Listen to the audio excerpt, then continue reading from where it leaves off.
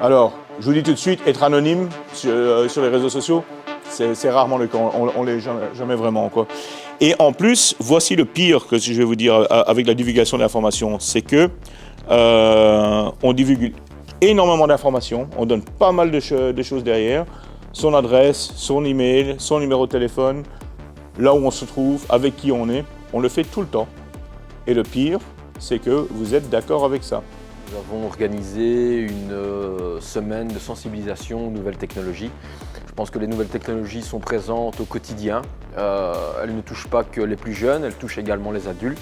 Et on a voulu montrer par l'intervention de M. Francky Trasher, qui est un expert en cyberattaque et cybersécurité pour une grosse centrale nucléaire en Belgique, c'était de montrer que personne n'est à l'abri, que ce soit dans la protection des mots de passe, dans le choix des applications, et que tout le monde peut se faire très vite piéger sans voir venir le danger.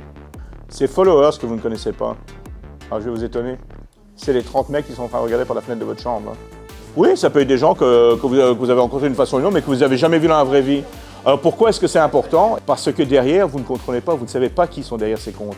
Et croyez-moi, dans mon métier, on ne fait que ça. Okay? Dans la surveillance, dans la radicalisation, dans tout un tas de choses, on ne fait que ça. S'attaquer aux jeunes, on le fait par tous les moyens. J'ai déjà fait des demandes un peu farfelues, mais quand c'est très bizarre, je n'accepte pas.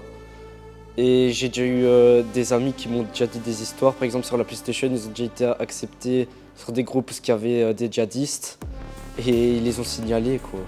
Alors moi, dans mon métier, je travaille énormément avec les services d'intelligence, la sûreté d'État et ce genre de choses, parce que dans le nucléaire, on est obligé. Et je vais vous étonner sur quelque chose.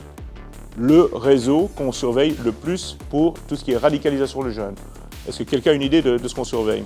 Alors la bonne réponse, ce qu'on surveille énormément, vous avez sidéré, PlayStation et Xbox. Demain, je vais plus faire attention aux jeux que je ne connais pas et que j'ai acceptés sur les réseaux.